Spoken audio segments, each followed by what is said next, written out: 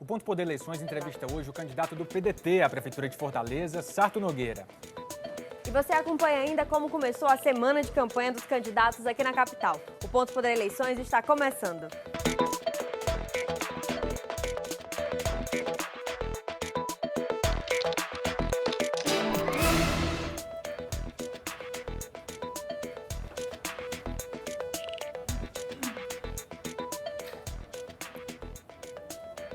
Olá, boa noite. Ponto Poder Eleições está no ar, começando a semana, segunda-feira de campanha já movimentada nas ruas de Fortaleza e também de vários municípios do interior do estado, mas a gente volta a falar de um tema que vem causando novamente preocupação na eleição aqui no Ceará. São as aglomerações em eventos políticos em plena pandemia da Covid-19.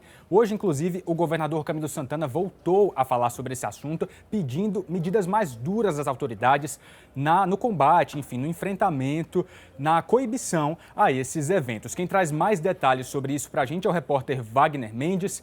Boa noite, Wagner. Mais um fim de semana, lamentavelmente, de muitas aglomerações. Quais são as novidades?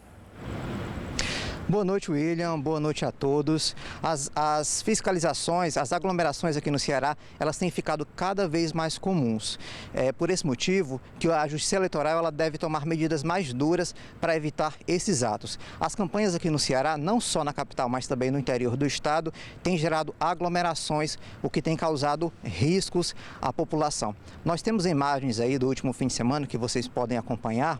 Nós registramos aí aglomerações em municípios como Camucim, Morrinhos, Cascavel, General Sampaio, Jaguaruana, Iguatu, Quixelô e Baturité.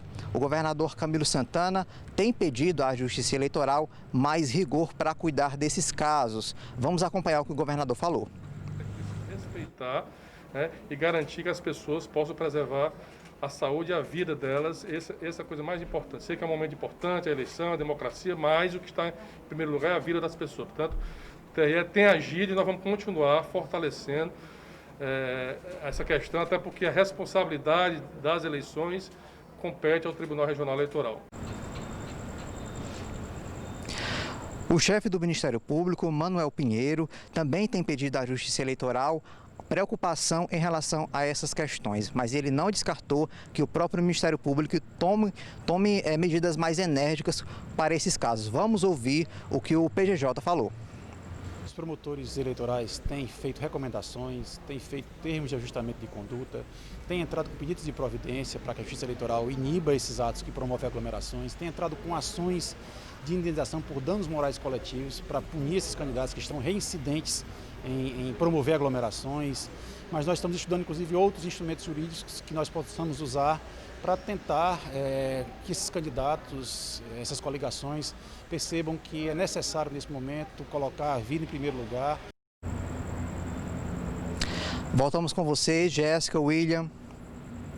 Obrigada, Wagner, pelas informações. E a gente aproveita para conferir o Ponto Poder, nossa plataforma digital do Sistema Verdes Mares, com as últimas notícias da campanha e do mundo político. Temos notícias já de agora à noite. Um candidato a vereador em Caucaia foi encontrado morto. É o candidato Batista da Banca, do PSB.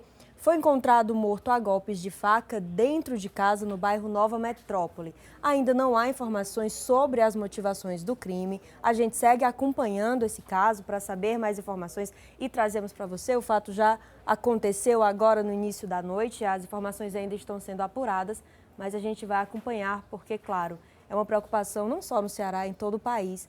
É o caso de crimes políticos e há que se investigar, inclusive, para saber se há ou não motivação política nesse caso. Com certeza. O Ceará tem um histórico de crimes políticos, crimes com motivação política. Lamentavelmente, temos aí mais esse caso. É importante que as autoridades cumpram com rigor o seu papel para que os culpados sejam identificados e sejam punidos. Agora vamos falar sobre o dia de campanha aqui em Fortaleza. Hoje nós acompanhamos novamente o que fizeram os 5 primeiros colocados na pesquisa Ibope que estão na corrida aí pela Prefeitura da capital. Vamos acompanhar. Célio Studart, do PV, não teve agenda externa. Em entrevista, ele ressaltou o papel do poder público para garantir políticas públicas para a infância.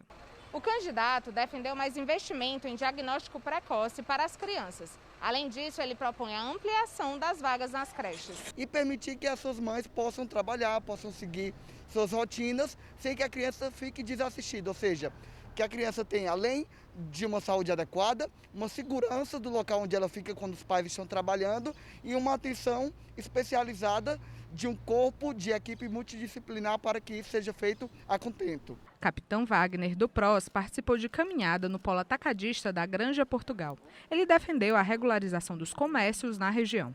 Muitos negócios aqui não têm alvará e por conta disso não pagam IPTU, têm dificuldade de acessar o crédito por conta da falta dessa documentação.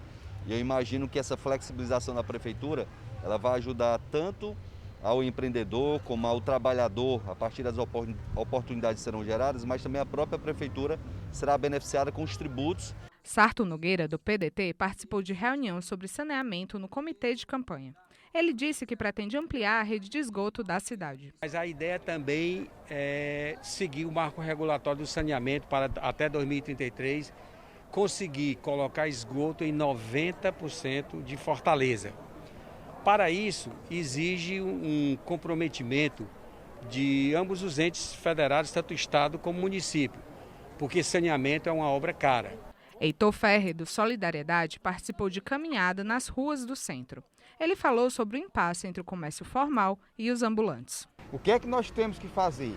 Uma solução a 4 mãos, onde nós temos a convicção de que desempregar quem tem o seu ganha-pão com essa atividade é levá-los à marginalidade.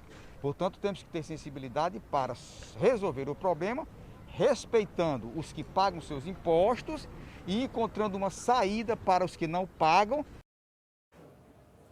Pois é, você viu aí, na verdade, o que fizeram 4 dos 5 candidatos que nós acompanharíamos nesta segunda-feira. A outra candidata que teria também a agenda acompanhada pela nossa equipe é a candidata Luiziane Lins, do PT, mas ela viajou para São Paulo para participar de uma reunião com a direção nacional do partido. Segunda-feira chegando ao fim, a gente já vai para a agenda dos candidatos da terça-feira, né? Vamos ver o que é que eles têm planejado para amanhã. O candidato Anísio Melo, do PCdoB, participa de caminhada no bairro Presidente Kennedy. Agora vamos dar uma olhada no Capitão Wagner, candidato do PROS. Amanhã ele promove uma caminhada no bairro Castelo Encantado. Já o candidato Célio Studart, do PV, faz uma visita à Lagoa da Parangaba. O candidato do Solidariedade, Heitor Ferrer, participa de uma reunião virtual com a diretoria do Instituto Brasileiro dos Executivos de Finanças do Ceará. Heitor Freire, do PSL, ele visita a Feira Livre do Barroso. O candidato do PCO, José Loureto, não informou a agenda, mas a gente está vendo aí também Luiziane Lins, do PT, que não vai ter agenda externa amanhã. Já a candidata Paula Colares, José Loureto, veio invertido com a Luiziane nessa agenda de hoje. E agora a gente vai para a candidata Paula Colares, da UP. Paula Colares participa do lançamento de uma cartilha contra o assédio sexual na educação.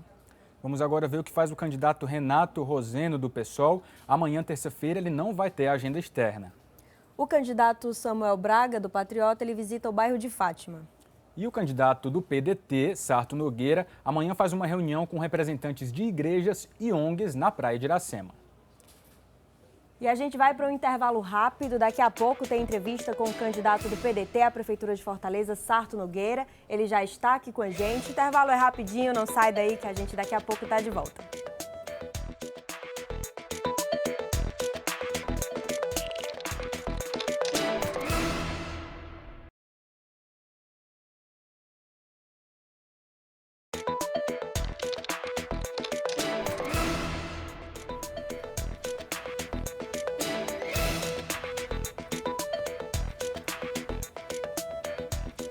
Ponto Poder Eleições está de volta. A gente recebe agora aqui com a gente, em outro estúdio da TV Diário, o candidato do PDT à Prefeitura de Fortaleza, Sarto Nogueira. Mas antes da entrevista com o candidato, vamos conferir um perfil dele, da trajetória política dele. Natural de Acopiara, Sarto Nogueira é médico. Ele está no 7º mandato de deputado estadual e preside a Assembleia Legislativa desde 2019. Por ser o terceiro na linha de sucessão ao Palácio da Abolição, o pedetista assumiu por 2 vezes interinamente o governo do estado, nas ausências de Camilo Santana e Isolda Sela. Presidente da Câmara Municipal de Fortaleza, no começo dos anos 90, ele também chegou a assumir interinamente a prefeitura da capital. Com mais de 30 anos de vida pública, Sarto Nogueira disputa pela primeira vez a um mandato no Poder Executivo. O candidato a vice na chapa é Elcio Batista, do PSB. E olha só, a gente lembra novamente que todas as entrevistas com os candidatos à Prefeitura de Fortaleza estão sendo checadas por jornalistas do Sistema Verdes Mares. É o projeto Pela Palavra, feito em parceria com a agência Lupa. E a gente começa agora, então, a entrevista com o candidato Sarto Nogueira, do PDT, que tem duração de 15 minutos a serem contados a partir de agora. Boa noite, candidato. Boa noite, Jéssica, boa noite, William, boa noite a todas e boa noite a todos. Candidato, o senhor está no 7º mandato parlamentar, é presidente da Assembleia Legislativa, já foi presidente, como vimos aí no seu perfil, da Câmara Municipal de Fortaleza. Ainda assim, na sua propaganda, o senhor pede ao eleitor uma chance para conhecê-lo melhor. Pergunto para o senhor, então, como explicar para as pessoas que um político experiente não se tornou conhecido durante todo esse tempo? William, na verdade, a disputa de uma eleição majoritária tem nuances completamente diferentes da disputa do parlamento. Se você perceber o índice de conhecimento das outras candidaturas, elas têm um percentual muito maior do que o meu, porque já foram candidatos a prefeito e até a governador. Então é natural, esse é um processo natural de desconhecimento, porque o parlamento ele não tem a abrangência de uma disputa de uma prefeitura ou do governo do estado. Então, isso é um fato corriqueiro, natural, da política mundial, não é só brasileira. Candidato, mais de 23 mil crianças em Fortaleza vivem em famílias pobres ou extremamente pobres. Esse é um dado que, inclusive, revela a necessidade de serem revistas ações de cuidados com essas crianças, ações de enfrentamento à pobreza. Não há um plano específico dentro do plano de governo do senhor apresentado à Justiça Eleitoral sobre isso. Mas, se eleito, o que o senhor fará para garantir a subsistência dessas crianças? Jéssica, nós vamos fazer o maior programa de recuperação pós-pandemia das capitais brasileiras. Nós já temos hoje 22 mil crianças em creches. Nós temos um programa de desenvolvimento de microcrédito chamado Nossas Guerreiras, para mulheres, mães de famílias e chefes de família, da ordem de R$3 mil, com um parcelamento de 6 meses para pagar com juros de 1% ao ano. E nós temos um programa de capacitação para essas mulheres, temos um programa que protege a renda e recupera o crédito das famílias cearenses, das famílias fortalezenses. E tudo isso a gente vai fazer o maior programa de recuperação econômica pós-pandemia, porque é uma das demandas que se impõe hoje na cidade de Fortaleza, é recuperar o crédito, é dar renda, é proteção alimentar e principalmente para a primeira infância. Eu sou médico, conheço muito bem, sou obstetra, conheço muito bem a importância da gente nutrir, da gente cuidar, da gente zelar pelo período que cientificamente se denomina de primeira infância, que vai do 0 aos 6 anos. É neste período que o ser humano ele desenvolve as suas habilidades de conexão com o ser humano, com a coletividade, com o seu vizinho. E é fundamental para esse desenvolvimento que a prefeitura esteja presente e eu, como prefeito, vou estar presente protegendo as crianças da nossa Fortaleza. Candidato, agora eu queria que a gente falasse sobre saúde. Na sua campanha, o senhor promete acabar com as filas da saúde. Esse é um tema que recorrentemente vem à tona nas campanhas eleitorais, nas campanhas de muitos candidatos, mas o gargalo, ele continua aqui em Fortaleza. Pergunto para o senhor, qual estratégia o senhor pretende adotar para que seja diferente em uma eventual gestão sua? William, eu quero só lembrar a população que está nos escutando que eu já fui líder do governo e durante o governo Cid Gomes nós fizemos um programa de mutirão de cirurgias, de chamamento público de empresas privadas e filantrópicas e na verdade a fila, ela não é uma fila parada, ela hoje existe, você reduz, amanhã aparece mais. O que nós queremos é reduzi-la para números que sejam normais e aceitáveis. A pandemia veio direcionar a prioridade dos gastos de saúde para, evidentemente, cuidar da saúde imediata do fortalezense nesse caso específico. Mas eu tenho experiência, fizemos um programa de chamamento público, fizemos um convênio com entidades privadas, setorizamos o tipo de cirurgia, o tipo de entidade que vai fazer, por exemplo, cirurgia ortopédica, cirurgia de garganta, cirurgia de vesícula. Eu sou médico, conheço muito bem a área e já fiz isso como líder do governo e como prefeito nós vamos estabelecer o maior programa de redução de filas de cirurgias, exames e consultas especializadas. O senhor falou, candidato, dos convênios, né? Qual que é o custo para a administração municipal essa parceria com a iniciativa privada para esse caso das filas? O chamamento público é feito baseado numa tabela que é preconizada pelo Sistema Único de Saúde, com um adicional, por vezes, a depender da especialidade, de 20% ou de 30%, feito publicamente, pactuado com todas as instituições que têm interesse, por exemplo, em realizar um tipo de cirurgia, catarata, por exemplo, na área de oftalmologia, e o preço é pactuado no chamamento anterior que fizemos. Esse preço ele variava entre 20% e 30% acima do que preceitua a tabela do SUS. Se você for observar, não é um volume significativo, porque o SUS ainda remunera muito mal, mas em volumes e em quantidades e o perfil do paciente, porque evidentemente tem paciente que demanda, por exemplo, para fazer um procedimento, ele demanda um paciente complicado, um paciente hipertenso, um paciente diabético, que demanda outros cuidados para além do fato em si, no caso específico, por exemplo, uma patologia do olho como uma catarata. Então, nós já temos experiência e já executamos chamamento público para instituições privadas e filantrópicas, e essa experiência com certeza vai me ajudar a realizar esse programa. Candidato, vou voltar ao tema da primeira infância que o senhor havia ressaltado, mas agora ligado à educação.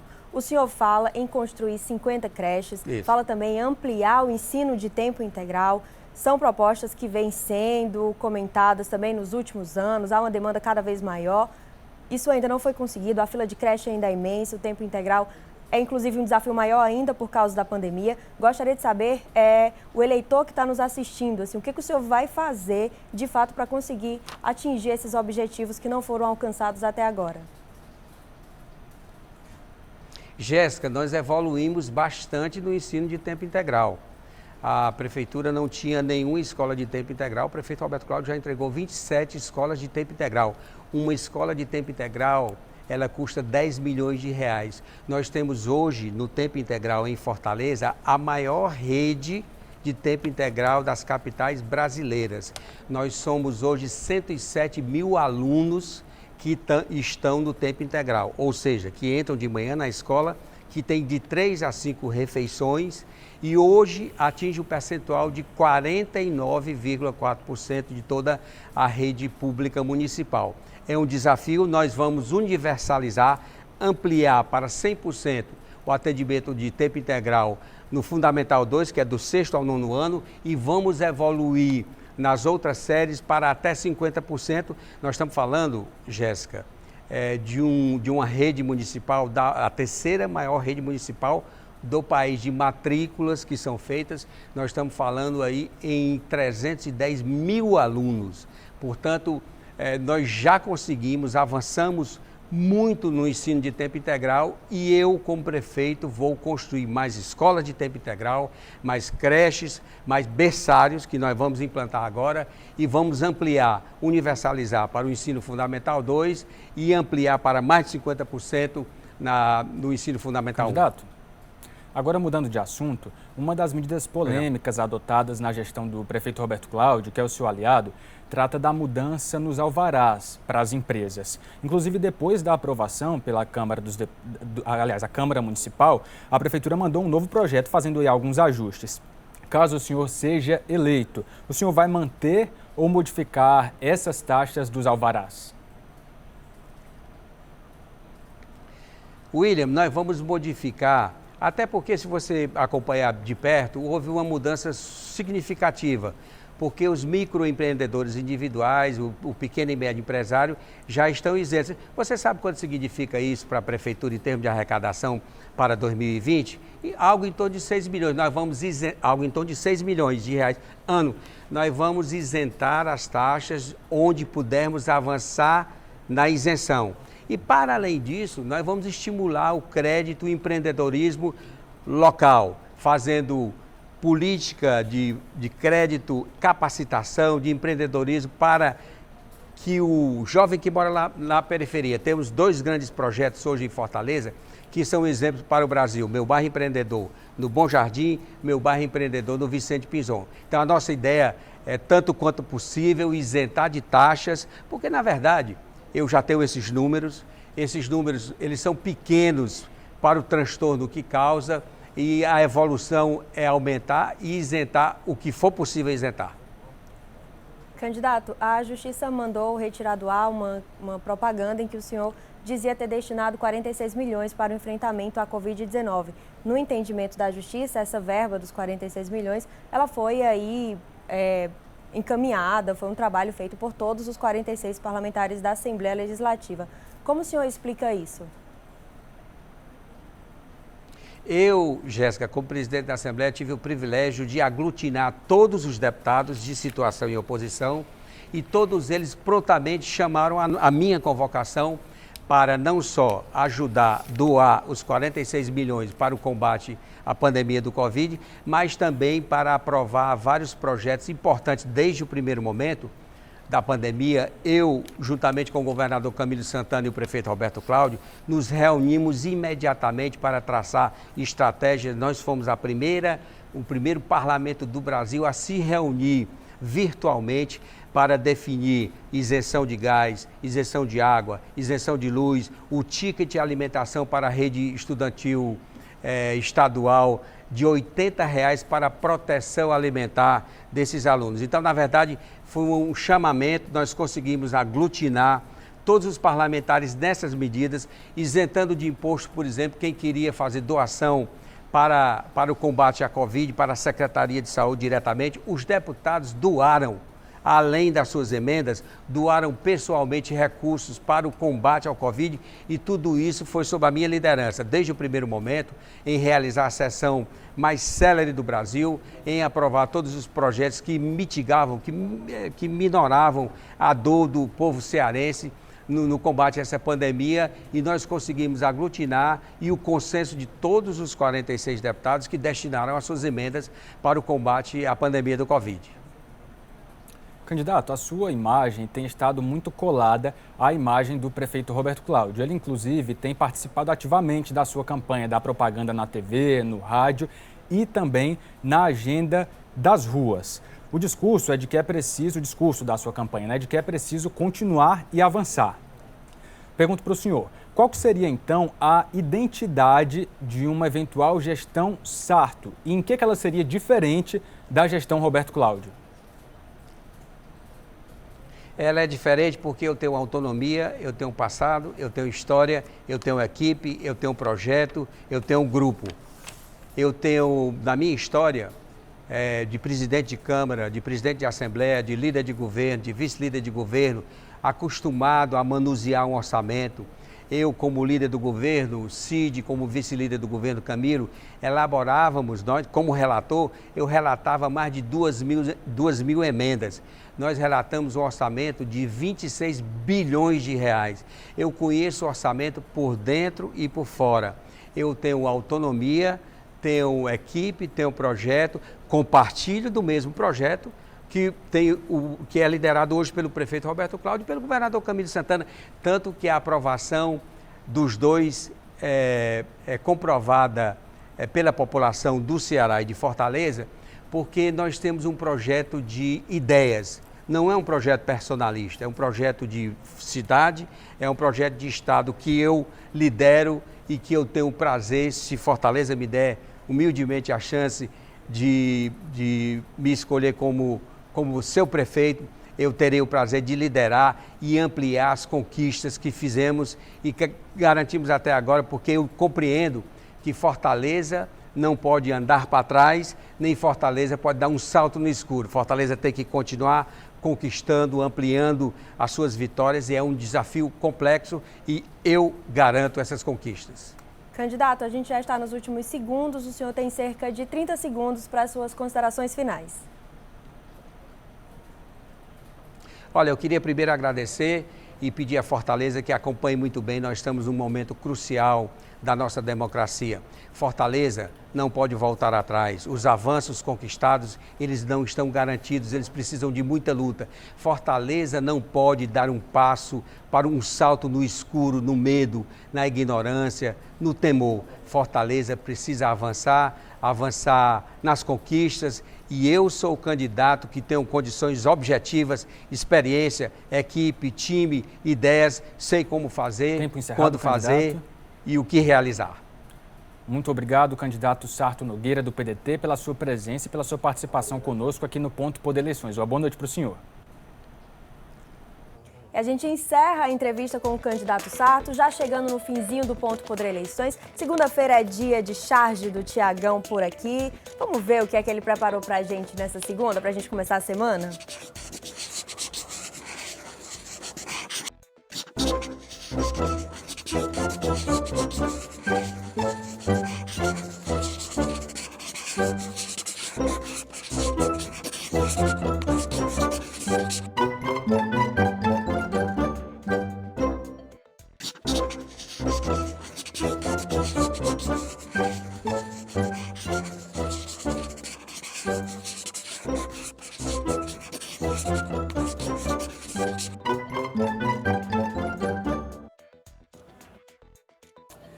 Tiagão dando o recado que o eleitor está sendo bastante cobiçado, bastante buscado aí pelos candidatos também nas redes sociais. Esse, aliás, é assunto para a gente trazer mais à frente também aqui no Ponto Poder Eleições. Programa chegando ao fim nessa segunda-feira. Obrigado novamente pela sua companhia de sempre, pela sua participação conosco.